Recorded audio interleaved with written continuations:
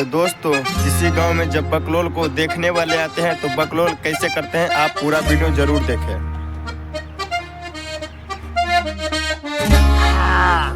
मेहरी आई त खाना बनाई अपने हाथे खियाई हो बाबू कई दबिया रात के बड़ी मजा आई हो बाबू कई दबिया रात के बड़ी मजा आई हो।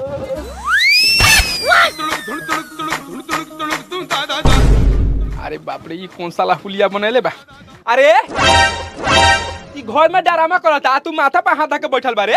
हाँ तो हम का करी, हम समझा देते तो हमरा के ढकेल के बैठा देता।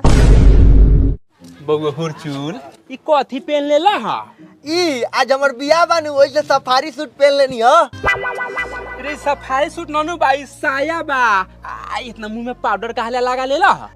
आज हमर बियाह बानू ओइसे ज्यादा पाउडर लगा लेनी कि ज्यादा स्मार्ट लगो। नानू रे यार तोहर बियाह ननु बा, तोहर कुटुम आइल बा तोरा के देखे। अच्छा हे हुलिया में उ लोग देखी नु तो ए जन्म का सातों जन्म में तोहर बियाह न होई। चल साया खोल पट पेन ऐसा हुआ पट्टी पर्दा लोग भिलर बा कि तोहर शादी ना होखो। मुखिया जी दोनों घर के मिला देवे के बा। काहे ना रउआ एने के देख लियो, हम तो ओने के देखिए ले।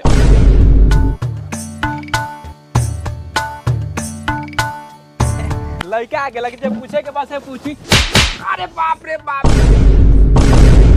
साला डार दा तोड़ दे रे दादा। रे साला हमरा बैठे के जाएंगे तू बैठबे रे। ओ बाबू हमर बियाह बा त हम कुर्सी पर बैठम कि तू बैठबा? लड़का नादान बाटे, पूछू जे पूछे के बाद से हम खटिए पे बैठ जाइतानी। बउआ जी रउआ नाम का है? हमर नाम हुरचुल कुमार बा, रउआ नाम का बा? मुखिया जी लड़का तो बड़ी तेज बा लेकिन तनी मजाकिया बा, दिल पर ना लियो, हमनी के मिला देवे के बा। बाबूजी के? बाबूजी के नाम बा शिवशंकर कुमार। जादू पर जादू बाबूजी के नाम बा शिवशंकर जादू। और रउरा बाबूजी के नाम कथी बा? लड़का तनी मजाकिया मैनेज कर लियो। कितना पढ़ले बारा? हम पढ़ल बानी 5 वाले, रउआ कितना पढ़ल बानी? हम तो बिना पढ़ले मुखिया बन गए। त हमरा से बार पढ़ले पूछतानी। ए महाराज जी कौन मजाक बा जी? हमर नाम नहीं खजानत बहुगो, हमरे नाम है वीर मोहबिया कराम कराम। आ ज्यादा लवर्ती ना बोल ला तो गोली चले लगी। ए मर्दे हम ना कुछ पूछबा, तू हे पूछ ना तो बेटी के शादी होके से पहले मुस्मात बन जातो। मुखिया जी रउआ खिसियाई मत, हम पूछै तनी कौन काम करी ले? काम उजर डाली ले आ लाल निकाली ले। रो गलत मत सोचू, लड़का चिमनी में काम करले, कांच ईटा उजर होखले उहे चिमनी में डालले आ पकला के बाद लाल हो जाले तो निकाल ले बोले, तो उहे उजरका डालले आ लालका निकालले। अब समझनी? हाँ समझ गेनी। ठीक बा, हम मुखिया जी से राय विचार क के बताओ तनी। ठीक चली मुखिया जी। उ लोग कहे जात हव? चुप ना, जाते राय विचार करे। जाके सुनी का कथी विचार करत हव? बुर्बक मारे का वो लोग अपना बतिया गेले, तू का कर जबे सुने? तो लड़की के नंबर पहले मंगा दे रे, तो ले बतियात रह मोबाइल से। अरे सब मिलता हूँ, अभी बर्दाश्त कर ना। देखो तो बाबू साफ इज्जत ले ली। बैठ तू बैठ। कहा कहता राम विलास? लड़का में तो 36 गो गुण बा। ए मर्दे तो तोरा बेटी में कौन 36 गो गुण भरल बा? ओकरो में तो 36 गो गुण भरल बा। एक काम कर कल। अच्छा ठीक बा, रउआ जैसे कहम वैसे होई। चल बियाह केहू अब की करवा दी, हमरा से बर्दाश्त ना होता बा। तो बर्दाश्त कर ना होई तोर बियाह, यही ला 70 रचना रचल गेल बा। हां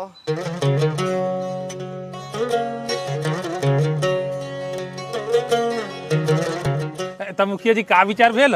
हाँ तो विचार यह भेल है कि लड़का लड़की के गुण मिलता। एहे रहा नहीं जाता। हाँ तो देरी कौन बात के बा, पंडित जी के बोला के एगो दिन उतरवा दिया। हाँ तो होखो भोज।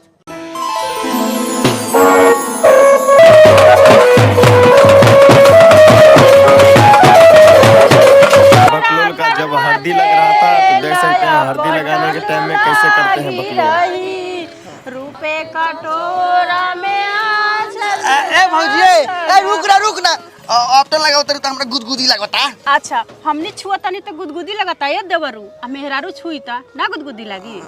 तो लगाबो लगाबो चुपचाप लगाओ ना पैसे बिया होई ना लगाई बाप रे देखा खोला था भौजी। काहे देवर जी बिया होता तो खुश बानी ना। हां तो बियाह होता तो हम तो खुशे बानी। तू दुखी बारू का? हाँ तनका दुखी बानी। हाँ तू दुखी तो रहबे करबू जवन पहले मिलत रहे तो अब ना मिली ओई। बात देवर जी कथी हमने से मजाक करी कथी कटोरी में आछत चांदन का। इसका मरवा मत कोड देना। इसका डांस देखिए कितना प्यारा डांस किया है बकलोल ने। तब कहता है शादी का खुशी एक तरफ डांस और एक तरफ। वीडियो को लास्ट तक जरूर देखते रहिए। कितना प्यारा डांस किया बकलोल।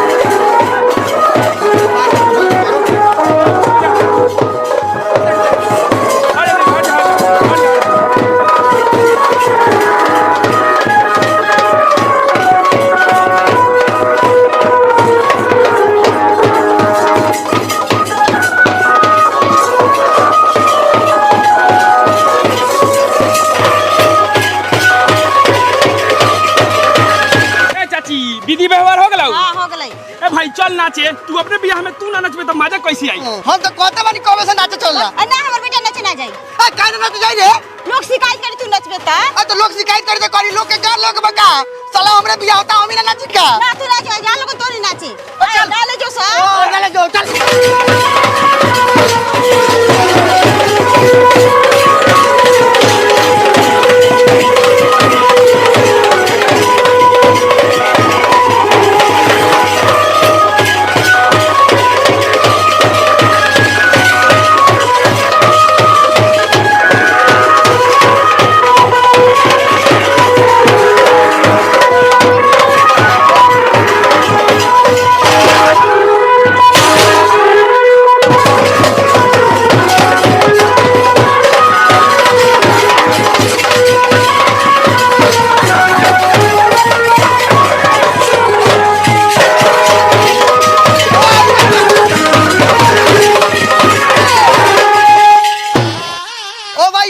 हई नाका गाना बजावा ना मारे लोग कचा कोच कोच।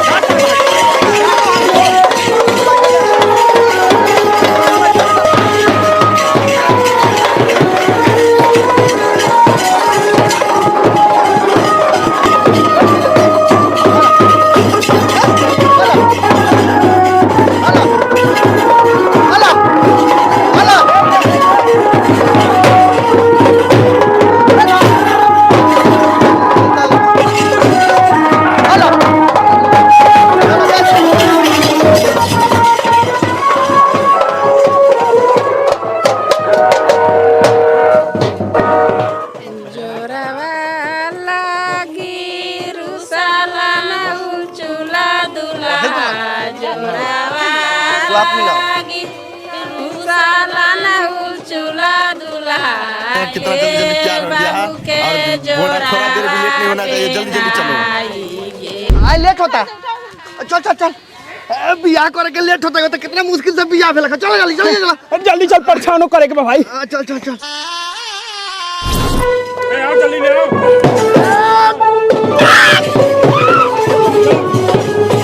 हटो हटो।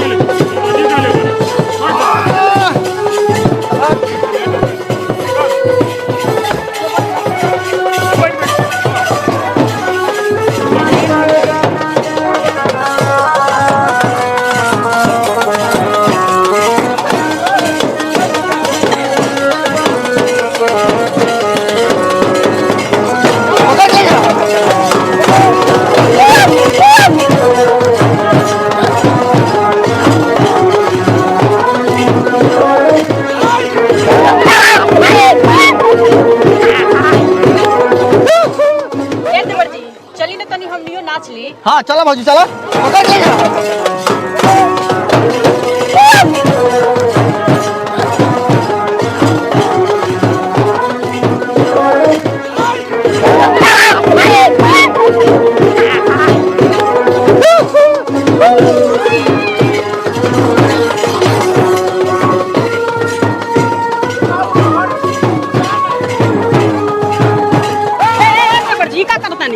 पैसा चॉकलेट लूटो तनी साफ बकलोले दूल्हा बनी का अपना बियाह में चॉकलेट नानू लूटल जाला। आए अपना भी हम ना लूटल जाला।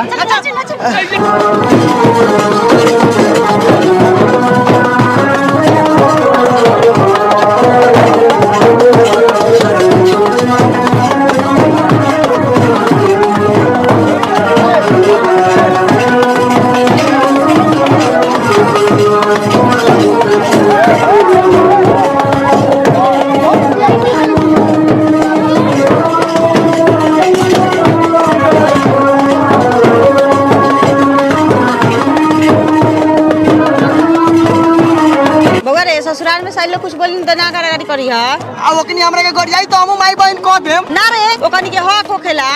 ओकनी के हक होखेला तो हमरा शौक होखेला हम घर आए ना गाड़ी ना करी तो तोर बियाह ना होखे दिस। अच्छा ठीक बा ठीक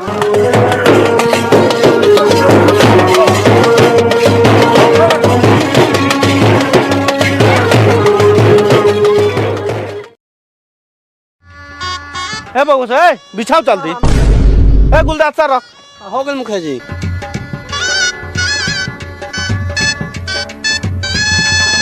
ओ मंगल भाई, अभी ले तू जंगले साफ करता रह। ए मर्दे हो देख तारा बारात होते आ गेल। मुखिया जी सब कुछ तैयारी बा, बस बरियतिया के रहुआ स्वागत करी। अच्छा ठीक है बा। अब उस कुर्सी से घर जल्दी।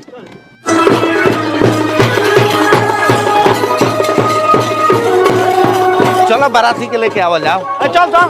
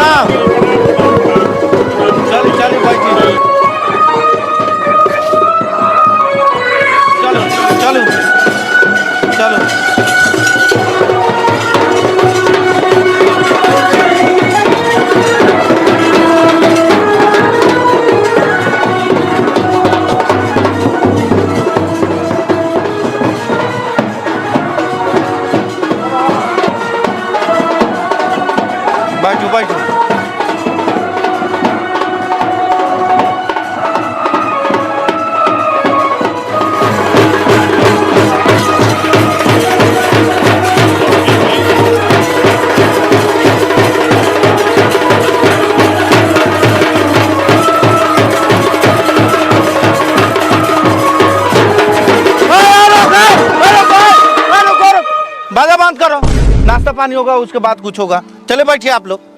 बैठो बैठिए, लान फन बंद करो। अभी कुछ नहीं चलेगा।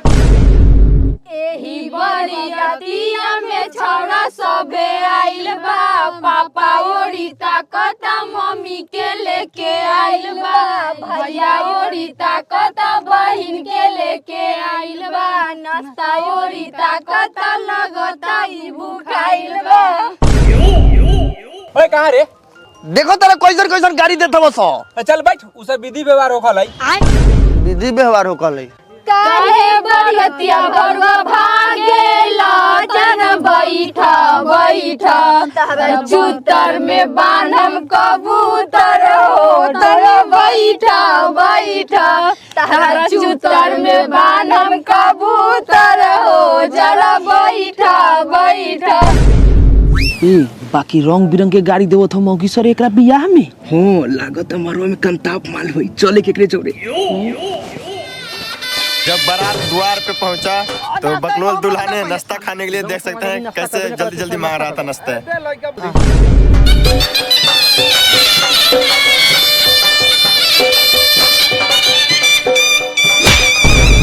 गाँव समाज अभी खेबे न कल साले हाथ लगता है नाश्ता में।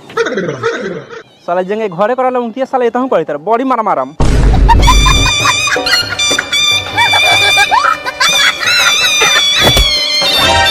बॉडी मारा मारम।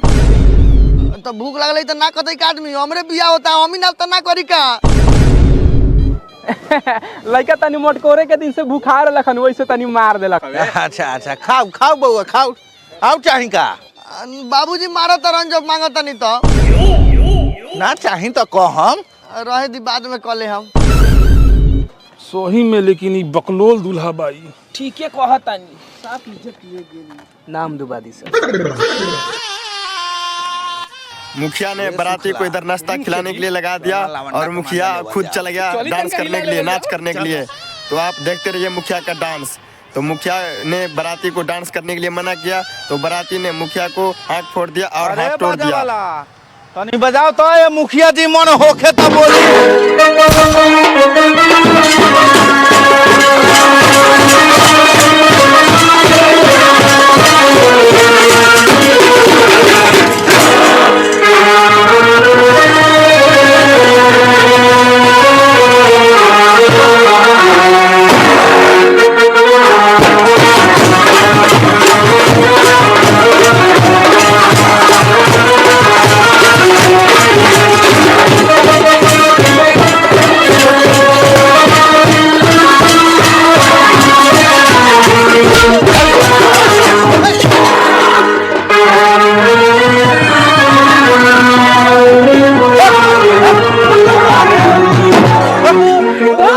गलू में मान मरवा में। अच्छा चलो चलो चलो। फुरचुनो भीतर जाता रहता मुंह ले वड़ी के रहिए न तो ससुरारिये में लागन धांगे। ठीक हवा।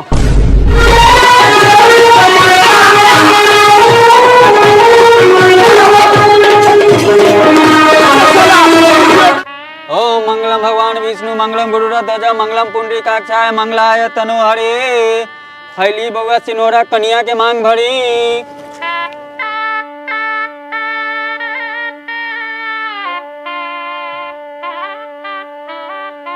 हो गई पंडित जी। अभी तो दुइये बेर भेल बा, 5 बेर नु भरा ला, 3 बेर औरो भरी।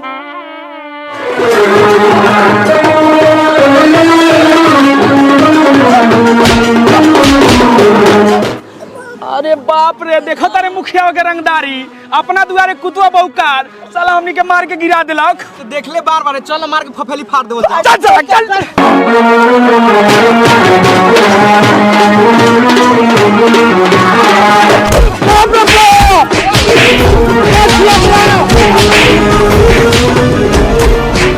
चलाओ गोली। खत्म, bye bye, tata, good bye, गया।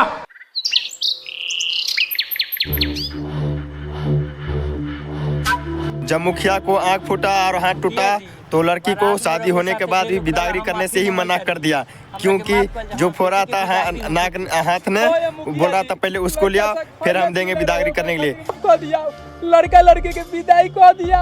अच्छा हम माफ कर दी। साला आज तो कि पूरा जिला जवार में हमर कोनो एगो बाल बाका टेढ़ ना कैलक। अब तोहरा बेटी के बियाह में साला मार के मुंह फुला देलक, आँख फोड़ देलक, साला हाथ में गोली लाग गेलक। तो निहाल के मिले बता रहा हमरे नाम हो वीर मोहबिया कराम कराम। जहाँ हम टॉप जाइले वो तहाँ गोली चलेला धराम धराम। कान खोल के हमर बात सुन लो। जौन सरवा हमरा के मारले बा पहले ओकरा के बुलावा, ओकरा बाद विदागरी होई। न तो को दे हम तोहनी के उपाय, को दे हम उपाय बोलावा जल्दी। ए मुखिया जी जे हो के रहिस तो हो गे, अपने के तनी मैनेज करके मिला देवे के बा। ए रउअर कदर करता नहीं त हमरा चौदर में घुस के नाम तू है मैनेज होके वाला बा। साला हाथ फोड़ देले बा, मुंह फुला देले बा, हाथ में गोली लाग गेल बा। कहूं तो रउरा आंख फोड़ देवता नहीं, हाथ में गोली मार देवता नहीं, आ मुंह हाथ फुला दिले। मैनेज करा दे हम मैनेज। ए मुखिया जी रउआ आप अपना हिसाब से देख ली। तो रउआ गांड घुमा के होने रहू आराम से। ए साला बुलाओ जल्दी। बाबू सबेरे से साँझ हो गल, विदैया कब करई बा हो? अब जुदैया बर्दाश्त ना होता बा। अरे साला तोरा के घर में बंद कर ले रही, तू काहे निकल के बाहर ले रे? काहे मुखिया जी अभी ना मन लवा का? रे साला तू यहाँ आबे तो बात बिगड़ जाई। कोई बात बिगड़ जाई। सबेरे से बाढ़ छिलो तरह की ना मन लह। रुको हम मनाओ तनी। छोड़ो मुखिया जी, कोनी हम बियाह ना भेल लखा तो बर्दाश्त तो करते रहनी ह। अब बियाह के बाद जुदाई बर्दाश्त नहीं के होत, विदाई करवा देती तो ठीक रहित। साले तोहर विदाई ना एता ही खुदाई करवा दे हम। साले जिंदा लाश गाड़ दे हम तोहर। जोन मरले में पहले ओकरा के बुलाओ तबे विदागरी होई, ना त ना होई। बाबू जा साला जाके बुला के लेता बा, ओकरा चलते हम विदाई रुकल बा। कोनी हम मुखिया जी ओकनी अतई त मरबई पिटबई नानू। ना ना मुखिया ने क्या दिमाग लगाया है उसे बुलाने के लिए? चुम्मा लेके छोड़ दे भाई। वाह मुखिया जी रहो तो बड़ी महान बनी। चुम्मा लेके छोड़ दे भाई, तब तक आ जाई। आ चुम्मा दी फटाफट। ठीक बा बुलाओ जल्दी।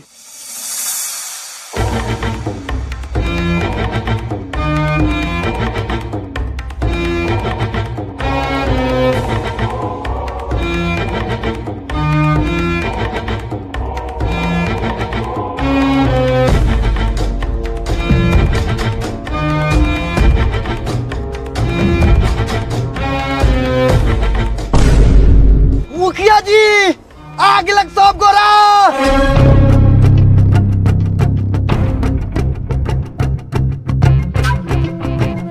आगे ले मुखिया जी कुछ ना करता बा। चल चल मुखिया जी कलवा चुमा लेके छोड़ दे। चल सच ओ चल।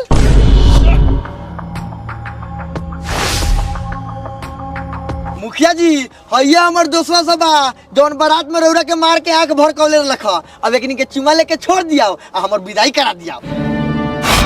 जब वो दोनों आया तो मुखिया ने अपना रंग ही बदल दिया। देखते रहिए। कृष्ण जगन्नाथ प्रेमानंद ये क्या हुआ?